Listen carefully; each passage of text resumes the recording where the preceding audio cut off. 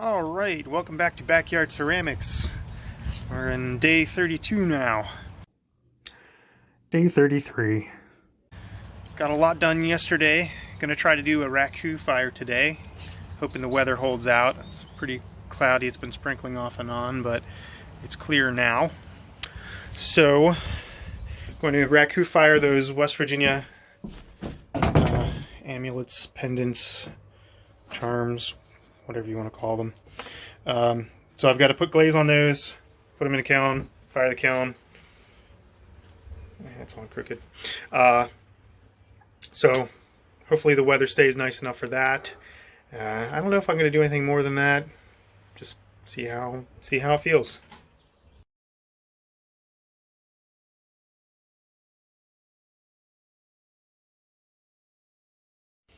Just using the straight borax and water for the glaze on these. Don't know how that, earthy green glaze that I mixed up would look in a raku. Might do a test mouse if there's space in there so I can test that with raku. Here's a little brain slug clay whistle I made yesterday. This clay, it's very strange. It's weak when you're forming it, because anytime you kind of deform the shape, any places on that form where it stretches, it wants to crack. But once it's dry, it's very strong.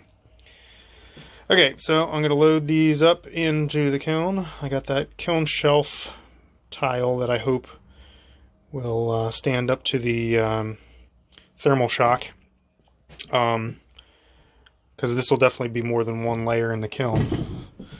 So I'm going to start putting those in and plug it in and let it fire. Got those in the kiln and on the shelf, ready to start it up. Even room to spare, so I think I will put a test mouse just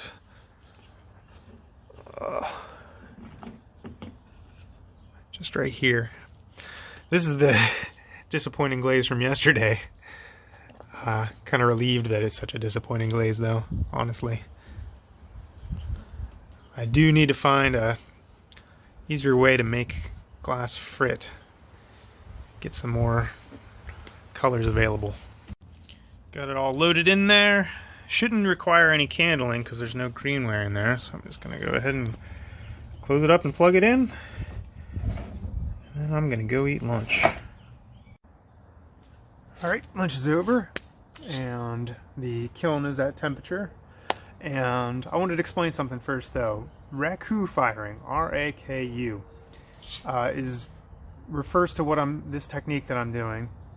It is an Americanized, modernized version of an ancient Japanese technique.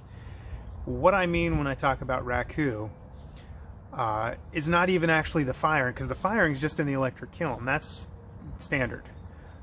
The raku part of it is the post-firing reduction, which means when I take it out of the kiln and put it in this can with newspaper in it, that ignites the newspaper, and then I immediately cover it with the lid, which deprives the fuel of oxygen, creating a reduction atmosphere. Okay, it's a chemistry thing. The chemistry being that carbon has to react with something. It's very reactive, and because it can't become carbon dioxide and go away into the atmosphere, it bonds with the ceramic and blackens any of the clay that's not glazed. The glaze doesn't react with the carbon. The glaze it kind of resists the carbon, so it only blackens if there are any cracks. So part of this process also is the fact that I'm taking it out of the kiln when it's red hot, and immediately it's getting cooled in the air, which causes crazing. It causes the glaze to crack, and then those cracks blacken. There is some technique to it, but it's mostly part of the draw of the raku process is the unpredictability of it. Excuse me. Having part of the process that you're not fully in control of. The parts of the process that I am in control of, I am not really all that good at because I have only done this a handful of times. So I'm going to unplug the kiln because I don't want to reach into a live kiln with my homemade metal tongs. Crumple up some paper, put it in there, and get started. You know what? I'm not even going to do this in fast forward. I think this will only take a couple of minutes, so you get to see all the fun of this.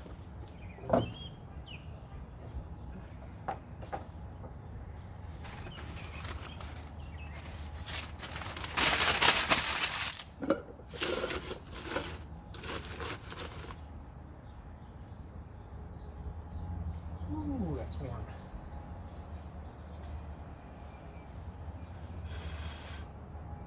Trying to get some crackle. Not seeing any crackle, actually.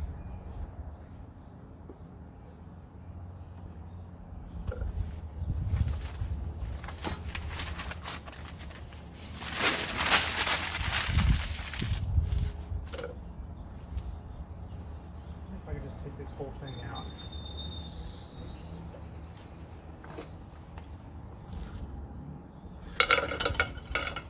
That's where it worked. Can't put that in there though. Dropped a couple.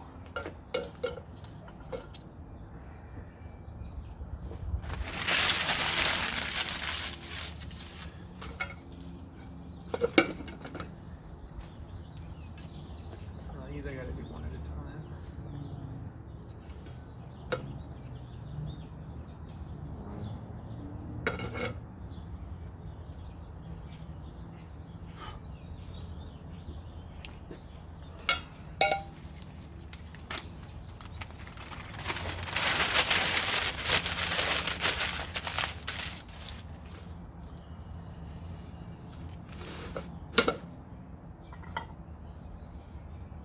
Look at all that carbon, that's pretty gross. Pretty soaked, I guess.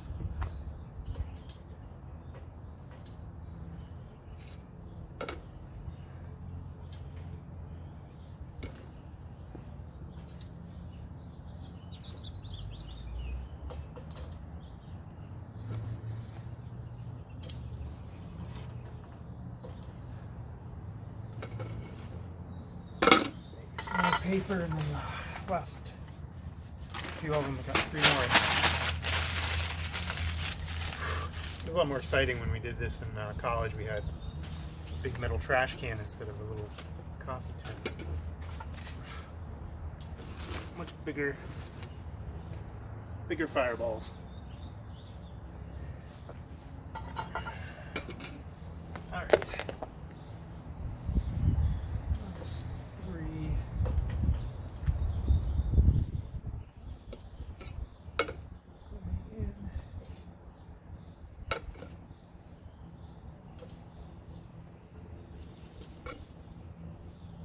Catch fire again.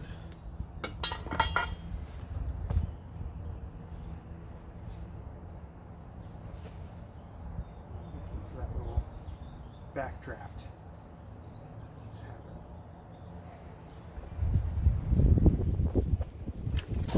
Ah.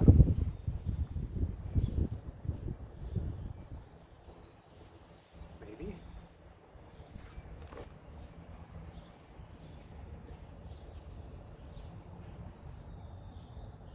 Last few that I put in there must have been a lot cooler than I thought. Alright, and then let that cool the rest of the way down.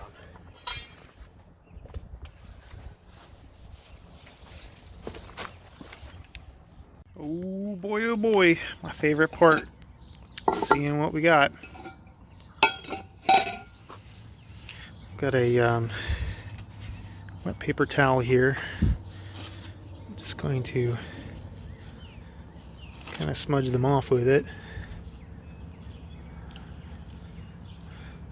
This top row didn't blacken much, and I think it's because they were pretty cool by the time they got into the reduction. Wow, look at the... I don't know if you can see that, but it's like iridescent. Unfortunately, I think that a lot of the iridescence will kind of wash off, and I'm going to wash these with actual soap and water. because right now they kind of smell like hickory smoked bacon. Ooh, that's still warm. Yeah. I'm just gonna dump this. Nah, I'm not gonna dump this because that would be a mess. What am I talking about? Alright, so I'll finish emptying that and put those on my Facebook to sell. Alright, so here's my silly boy. Don't worry, I wasn't coming for your ball. It's coming for you. Coming for you. Alright, so we will see you tomorrow. Whoa. For Backyard Ceramics.